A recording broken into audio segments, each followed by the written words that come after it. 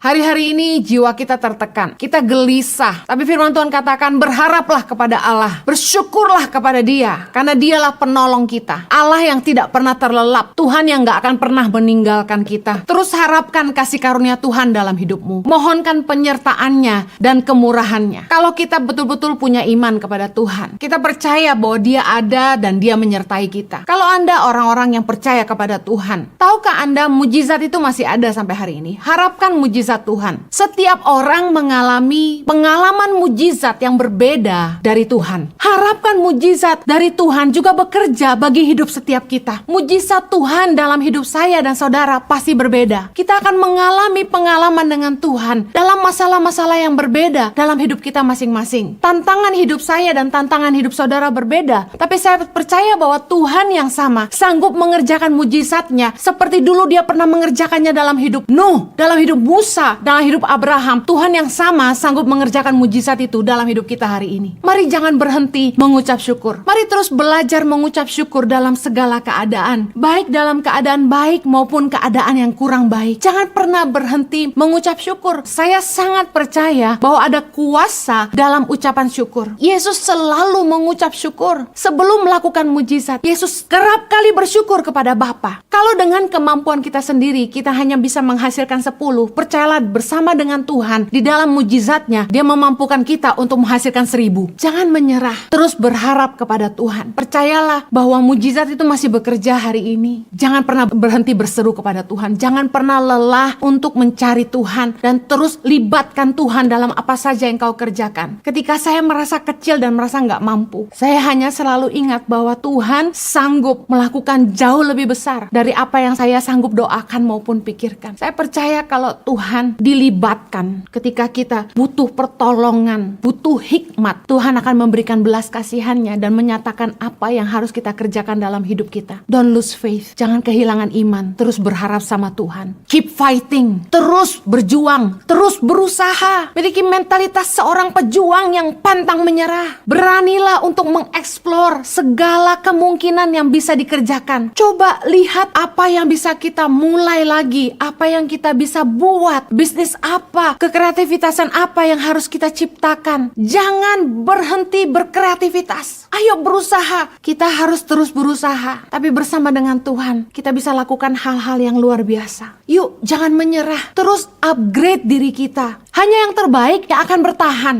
Jangan berhenti belajar, jangan berhenti mengupgrade dirimu. Karena dari Tuhanlah kita akan beroleh hikmat, pengetahuan, kepandaian, dan pertolongan. Tuhanlah yang akan mengajarkan kepada kita setiap jalan yang baik. Apa yang harus kita lakukan untuk memperbaiki diri kita. Apa yang harus kita kerjakan untuk menghadapi masa-masa sukar. Hari ini saya akan share tentang bagaimana menghadapi masa sukar. Kita sudah melewati 7 bulan lebih masa pandemi. Dan saya tahu bahwa setiap kita bingung ke depan akan seperti apa. Dan juga ada orang yang berkata pandemi akan sampai tahun depan. Tapi dengar baik, jangan berhenti berharap pada Tuhan. Percayalah bahwa Tuhan tidak akan tinggalkan kita. Hari ini saya akan share tentang 3 don't bagaimana menghadapi masa sukar. Don't yang pertama, don't lose faith. Jangan kehilangan iman. Mari terus berharap sama Tuhan. Mazmur 43 ayat 5 berkata begini. Mengapa engkau tertekan hai jiwaku? Dan mengapa engkau gelisah di dalam diriku? Berharaplah kepada Allah. Sebab aku bersyukur lagi kepadanya, penolongku dan Allahku.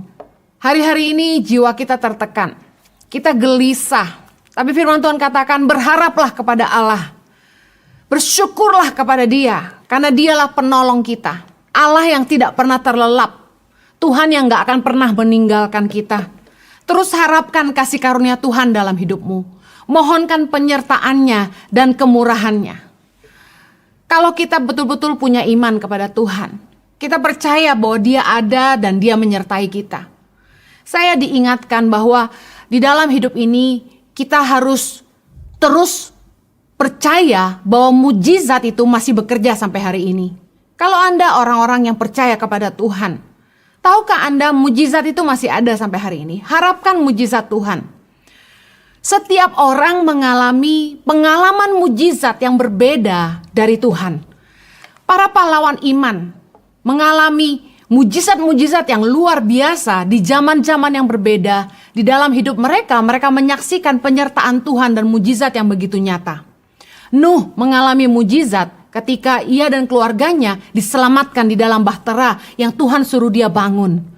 Abraham mengalami mujizat bagaimana dia yang sudah sangat tua renta dan istrinya yang sudah tidak lagi haid bisa melahirkan anak yang dijanjikan Tuhan dalam hidupnya.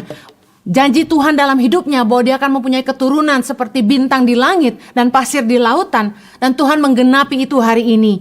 Musa mengalami mujizat dalam hidupnya. Bagaimana dia bisa memimpin bangsa yang besar melewati padang gurun, melewati laut merah. Dan ketika mujizat itu terjadi, Tuhan membuka laut merah sehingga menjadi kering untuk mereka lalui. Bahkan tiang awan dan tiang api dari Tuhan menyertai bangsa Israel yang dipimpin Musa waktu itu. Dan juga Tuhan mengirimkan mana dari sorga dan juga burung puyuh sebagai makanan mereka. Mereka mengalami mujizat yang berbeda di zaman yang berbeda. Saya ingin katakan begini, harapkan mujizat dari Tuhan juga bekerja bagi hidup setiap kita. Mujizat Tuhan dalam hidup saya dan saudara pasti berbeda. Kita akan mengalami pengalaman dengan Tuhan dalam masalah-masalah yang berbeda dalam hidup kita masing-masing. Tantangan hidup saya dan tantangan hidup saudara berbeda. Tapi saya percaya bahwa Tuhan yang sama sanggup mengerjakan mujizatnya seperti dulu dia pernah mengerjakannya dalam hidup Nuh, dalam hidup Musa, dalam hidup Abraham. Tuhan yang sama sanggup mengerjakan mujizat itu dalam hidup kita hari ini. Mari jangan berhenti mengucap syukur. 1 Tesalonika 5 ayat 18 berkata, mengucap syukurlah dalam segala hal, sebab itulah yang dikehendaki Allah di dalam Kristus Yesus bagi kamu. Mari terus belajar mengucap syukur dalam segala keadaan, baik dalam keadaan baik maupun keadaan yang kurang baik. Jangan pernah berhenti mengucap syukur. Filipi 4 ayat ke-6 berkata begini, janganlah hendaknya kamu khawatir tentang apapun juga, tetapi nyatakanlah dalam segala hal keinginanmu kepada Allah dalam doa dan permohonan dengan ucapan syukur. Saya sangat percaya bahwa ada kuasa dalam ucapan syukur. Mari kita lihat Yesus. Yesus selalu mengucap syukur. Sebelum melakukan mujizat, Yesus kerap kali bersyukur kepada Bapa. Ketika Yesus membangkitkan Lazarus yang mati, Yesus menengadah ke atas dan berkata, Bapa, aku mengucap syukur kepadamu karena engkau telah mendengarkan aku. Bahkan ketika Yesus memberi makan 5.000 orang hanya dari 5 roti dan 2 ikan, Yesus mengambil roti itu mengucap syukur lalu membagi-bagikannya. 5.000 laki-laki kenyang.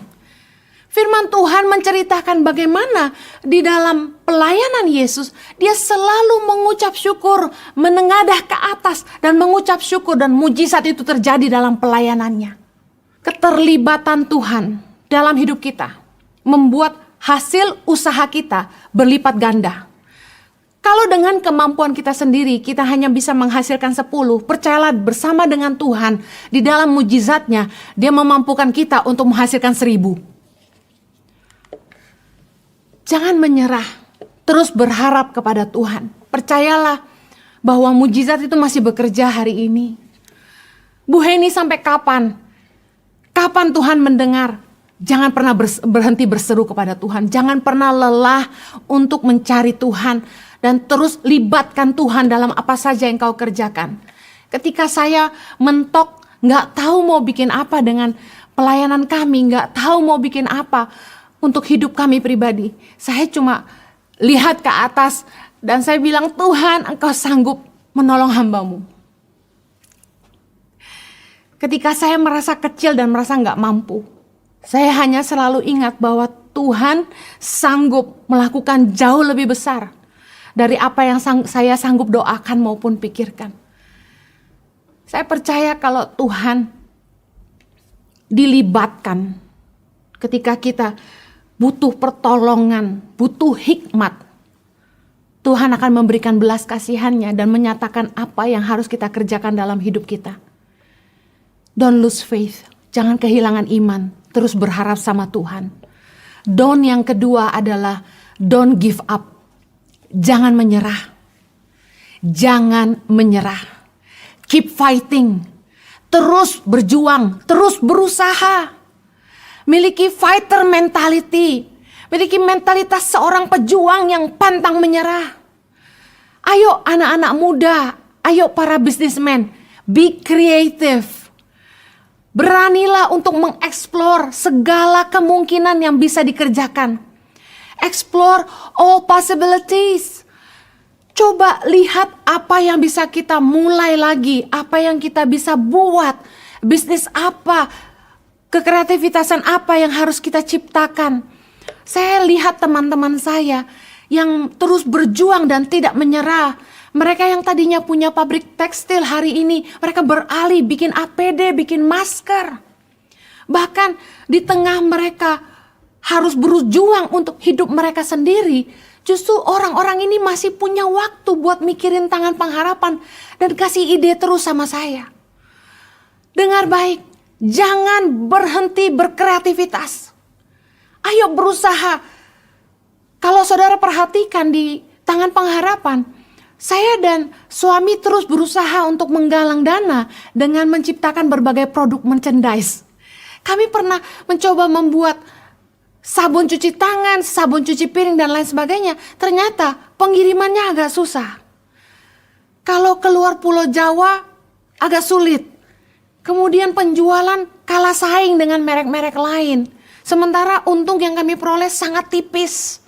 Dibandingkan upaya yang kami lakukan, untungnya nggak seberapa. Akhirnya kami putuskan untuk dihentikan. Khusus lain untuk sabun-sabun cuci piring, sabun pembersih lantai, dan sabun cuci tangan kami hentikan. Karena kurang menguntungkan dan kurang jalan.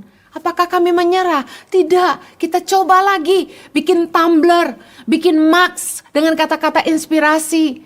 Kita coba lagi bikin jaket hoodie seperti yang saya kenakan ini. Dan puji Tuhan, batik jaket hoodie yang kami buat laku keras.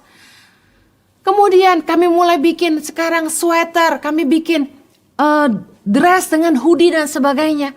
Kami coba berpikir terus apa yang kami harus lakukan. Kalau dipikir-pikir di masa pandemi, orang gak beli baju banyak. Karena mereka sedikit yang keluar rumah untuk pergi bekerja di kantor karena rata-rata stay at home. Tapi kami bingung mau usaha apa lagi. Oh, yang jalan mungkin makanan. Masalahnya kita gak ada orang yang jago masak di yayasan. Kita pernah coba anak-anak diajarin bikin donat dan jual. Gak jalan. Hasil donatnya gak konsisten. Baru-baru ini ada teman yang ngajarin anak-anak bikin martabak. Tapi dipikir-pikir kita mau coba jualan martabak sampai berapa loyang buat kasih makan 5.000 anak di Indonesia.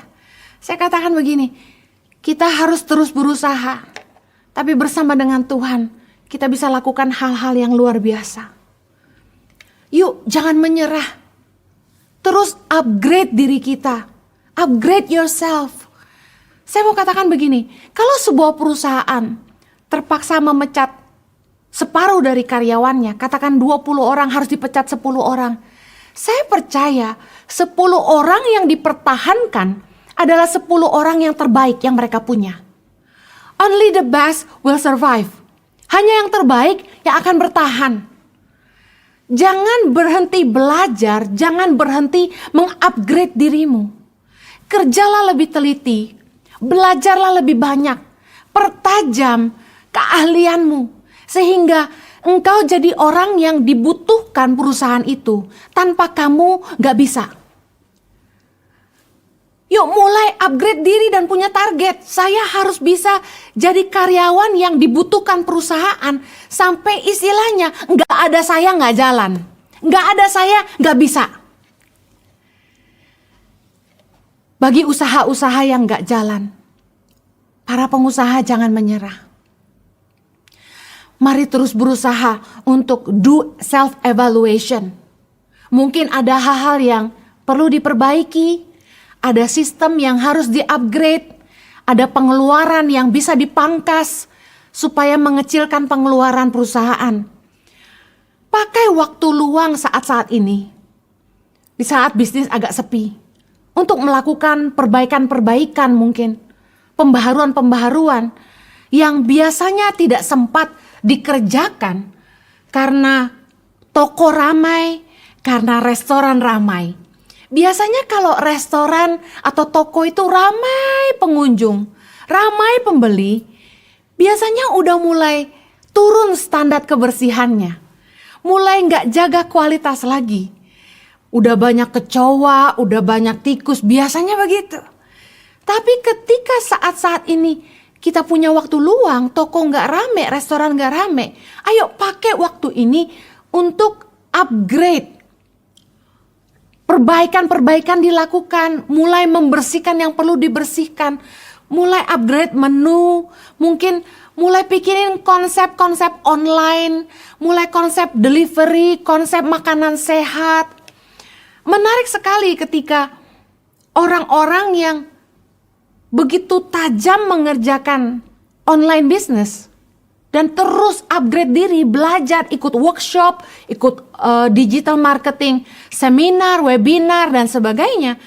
Mereka menjadi sangat luar biasa. Bisnis mereka keren banget. Bahkan salah satu teman cerita penjualan mereka sampai 1.000 sales per hari di masa pandemi. Saya nggak ngerti itu gimana caranya. Tapi mari jangan menyerah. Hal-hal yang kita bisa lakukan di saat kita punya waktu, yaitu belajar, mengupgrade sistem dan sebagainya, perlu kita pikirkan di masa-masa ini. Mari kita baca sama-sama dalam Amsal 2 ayat yang ke-6 sampai 11. Karena Tuhanlah yang memberikan hikmat. Dari mulutnya datang pengetahuan dan kepandaian. Ia menyediakan pertolongan bagi orang yang jujur, menjadi perisai bagi orang yang tidak bercela lakunya, sambil menjaga jalan keadilan dan memelihara jalan orang-orangnya yang setia. Maka engkau akan mengerti tentang kebenaran, keadilan, dan kejujuran, bahkan setiap jalan yang baik. Karena hikmat akan masuk ke dalam hatimu dan pengetahuan akan menyenangkan jiwamu. Ayat 11, kebijaksanaan akan memelihara engkau, kepandaian akan menjaga engkau. Jadi di poin yang pertama saya katakan don't lose faith. Terus berharap kepada Tuhan, terus mengandalkan Tuhan. Terus terlibatlah di dalam apa yang Tuhan mau dalam hidupmu. Dengar baik, karena dari Tuhanlah kita akan beroleh hikmat, pengetahuan, kepandaian, dan pertolongan. Tuhanlah yang akan mengajarkan kepada kita setiap jalan yang baik.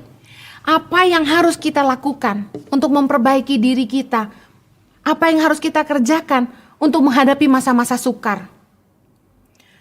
Saya percaya orang yang betul-betul bersih kelakuannya, jujur, kata firman Tuhan.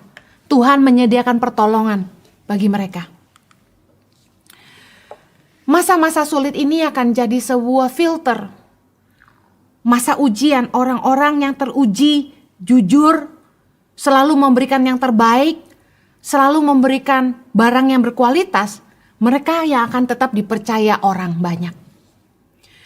Saya juga ingin mengencourage setiap kita untuk yuk suami istri jangan menyerah di dalam menghadapi masa sulit.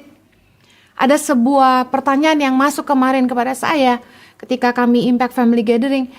Bagaimana menghadapi suami yang curhat terus, mengeluh terus tentang kerjaannya, tentang tantangan dalam usahanya.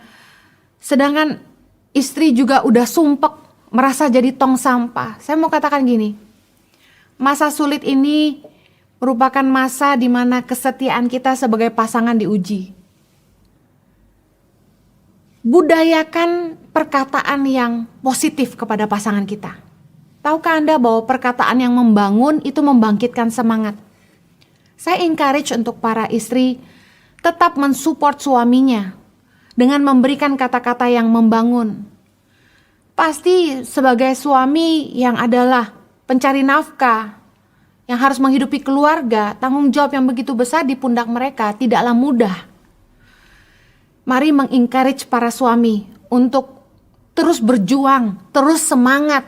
Bahkan istri-istri, mari mulai bantu suamimu. Jangan hanya diam saja. Tahukah Amsal 18 ayat 14 berkata gini, orang yang bersemangat dapat menanggung penderitaannya. Tetapi siapa yang akan memulihkan semangat yang patah?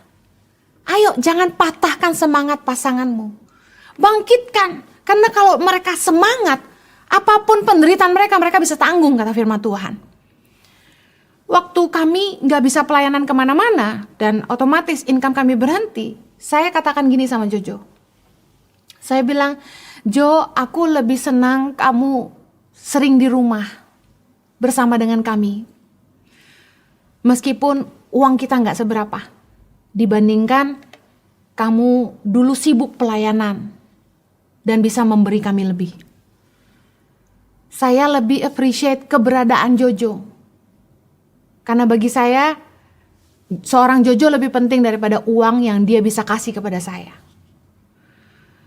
Amsal 16 ayat 24 berkata, perkataan yang menyenangkan adalah seperti sarang madu, manis bagi hati dan obat bagi tulang-tulang.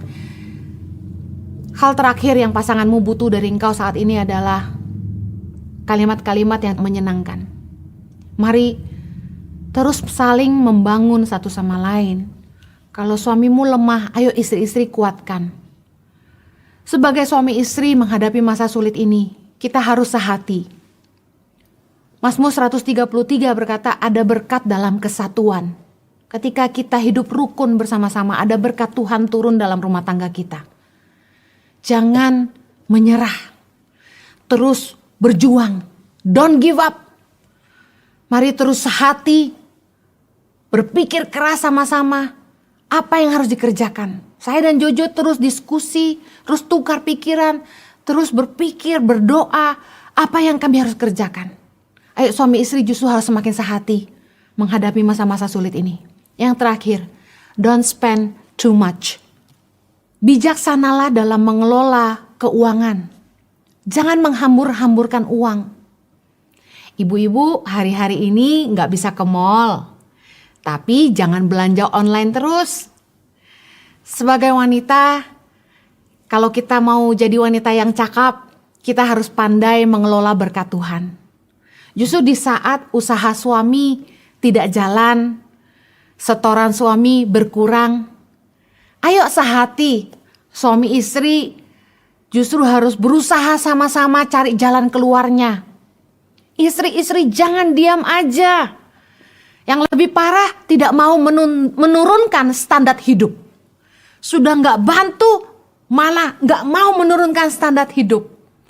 Justru di masa sulit ini kita harus mengatur ulang pengeluaran rumah tangga kita.